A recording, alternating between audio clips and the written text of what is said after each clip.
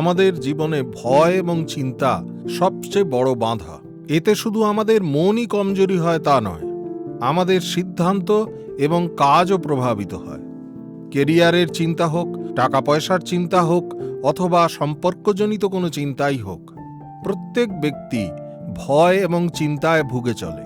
শ্রীকৃষ্ণ ভগবদ্গীতায় এর থেকে মুক্ত হওয়ার উপায় বলেছেন। আমরা এই উপায়গুলোই আজ সবিস্তারে শুনব আর জানব আমরা আমাদের জীবনে কিভাবে আরো অধিক শান্তি, অধিক আত্মবিশ্বাস আনতে পারি। ভয় আর চিন্তা থেকে মুক্তির জন্য শ্রীকৃষ্ণ গীতায় বলছেন, যা হয়েছে ভালোই হয়েছে, যা হচ্ছে ভালোই হচ্ছে, যা হবে ভালোই হবে। এই কথার গভীর অর্থ হচ্ছে, আমরা ভবিষ্যৎ নিয়ে দুশ্চিন্তা না করে, অতীত নিয়ে না ভেবে বর্তমানেই সীমাবদ্ধ থাকি। সেই ভালো, কারণ আমরা সারা জীবনে এমন অনেক কিছুর সম্মুখীন হই যা আমাদের জানার বাইরে। আমাদের মনে হয় আমরা তো অনেক পরিশ্রম করেছি, তবুও সবকিছু আমাদের সুবিধে মতো হচ্ছে না কেন। কিন্তু আমাদের বুঝতে হবে, প্রত্যেকটি ঘটনা এবং প্রত্যেকটি পরিস্থিতির একটি গূঢ় কারণ আছে, যা আমরা সেই সময় বুঝতে পারি না। চিন্তার আসল কারণ হলো আমরা সেই বিষয়গুলো নিয়ন্ত্রণ করার চেষ্টা করি যা আমাদের হাতে নেই। আমরা অতীতকে বদলাতে পারি না, আর ভবিষ্যতের উপর আমাদের কোনো হাত নেই। তবুও আমরা এই দুই সময়কে নিয়েই সবচেয়ে বেশি ভাবি। এতে আমাদের মন অবসন্ন হয়ে পড়ে, আত্মবিশ্বাস কমে যায়, আর আমরা জীবনের আনন্দ নিতে পারি না। শ্রীকৃষ্ণ আমাদের শেখাচ্ছেন যে যতক্ষণ আমরা এই বন্ধন থেকে মুক্ত না হব, ততক্ষণ আমরা আসল সাফল্য এবং শান্তি পাব না। ভয় এবং চিন্তা থেকে মুক্তির উপায় ভগবানে বিশ্বাস করো। শ্রীকৃষ্ণ আমাদের এই কথা মনে করিয়ে দেন। এই বিশ্বব্রহ্মাণ্ডে যা কিছু হচ্ছে তার একটি পরিকল্পনা আছে। যখন আমরা এটা মেনে নিই যে কোনো পরিস্থিতিতে ঈশ্বর আমাদের সঙ্গে আছেন, তখন আমাদের কিছুতে ভয় পাওয়ার কিছু নেই।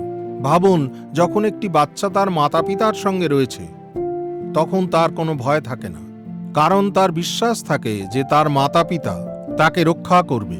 ঠিক এইভাবেই আমরা যখন নিজের জীবনকে ঈশ্বরে সমর্পিত করে দিই এবং মনে করি যা হচ্ছে তার ইচ্ছে মতোই হচ্ছে, তখন আমাদের ভয় আস্তে আস্তে সমাপ্ত হয়ে আসে। নিজেদের কর্মে মনোযোগ দাও, পরিণামের চিন্তা করো না। শ্রীকৃষ্ণ গীতায় বলছেন, কর্ম করে যাও, ফলের চিন্তা করো না। এর অর্থ হলো আমাদের কেবল নিজের কাজের প্রতি মনোযোগ দেওয়া উচিত, এর পরিণামের ওপর নয়। যখন আমরা কোনো কাজ খুব শুদ্ধ চিত্তে এবং মন দিয়ে করি, তখন তার ফল অবশ্যই পাওয়া যায়। কিন্তু এই ফল কেমন হবে, কখন পাওয়া যাবে, তা আমাদের হাতে নেই। বেশিরভাগ সময় মানুষ পরীক্ষার জন্য প্রস্তুতি নেয়, কিন্তু তার পরিণামের জন্য এত ভয় পেয়ে যায় যে তাদের পরিশ্রম বিফল হয়ে যায়। কিছু লোক তাদের ব্যবসা মন দিয়েই করেন, কিন্তু তারা ভবিষ্যতের জন্য এত চিন্তায় থাকেন যে তারা কোনো সাহসী পদক্ষেপ নিতে ভয় পান। যদি আমরা এই বাণীকে নিজেদের জীবনে আশ্রয় করি, তাহলে আমরা কেবল চিন্তা থেকে মুক্ত হব তাই নয়, আমরা নিজেদের কর্মে আরো কুশল হয়ে উঠব। বর্তমানে বেঁচে থাকার অভ্যাস করতে হবে। চিন্তার সবচেয়ে বড় কারণ হলো, হয় আমরা অতীত নিয়ে বেশি ভাবি, নয়তো ভবিষ্যতের কল্পনায় নিজেকে হারিয়ে ফেলি। আমাদের বুঝতে হবে, জীবন কেবল বর্তমানে বেঁচে থাকার লাভ। যখন আমরা বর্তমান সময়কে ঠিকভাবে যাপন করি, তখন আমাদের গন্তব্য ঠিক দিকে যায়, আমাদের মন শান্ত থাকে, আমরা আরো ভালো ভালো সিদ্ধান্ত নিতে পারি এবং চারপাশের খুশিকে আমরা বুঝতে পারি। যখনই আপনার অতীতের কথা মনে হবে, আপনি বলবেন মনে মনে, এই সময়টা তো চলে গেছে, আমি এটাকে বদলাতে পারি না।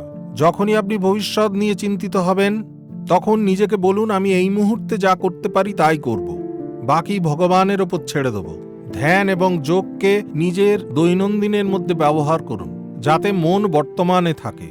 উপসংহার: যদি আমরা শ্রীকৃষ্ণের এই তিনটি বাণীকে নিজেদের ভেতর ধারণ করি, ভগবানের ওপর বিশ্বাস রাখা, নিজের কাজের ওপর মনোযোগ দেয়া এবং পরিণামের চিন্তা না করা, বর্তমানে বাঁচতে হবে, তাহলে আমাদের ভয় এবং চিন্তা ধীরে ধীরে শেষ হয়ে যাবে। আমাদের এটা বুঝতে হবে যে জীবনের প্রত্যেক পরিস্থিতি আমাদের কিছু শেখানোর জন্য আসে। যখন আমরা এই শিক্ষাকে গ্রহণ করতে পারি এবং এই নিয়ে এগিয়ে যাই, তখন আমরা মানসিকভাবে শক্তিশালী শুধু হই না, বরং জীবনের আনন্দ আমরা পুরোপুরি নিতে পারি। এবার আপনারা বলুন, এই 3 উপায়ের মধ্যে কোনটি আপনাদের সবচেয়ে বেশি প্রেরণা দেয়? আপনি কি আপনার জীবনে এই শিক্ষা ব্যবহার করতে চান? নিজেদের মত আমাদের কমেন্টে জানান। যদি আপনার এই ভিডিও পছন্দ হয়ে থাকে তাহলে লাইক করুন, শেয়ার করুন এবং চ্যানেলকে সাবস্ক্রাইব করুন।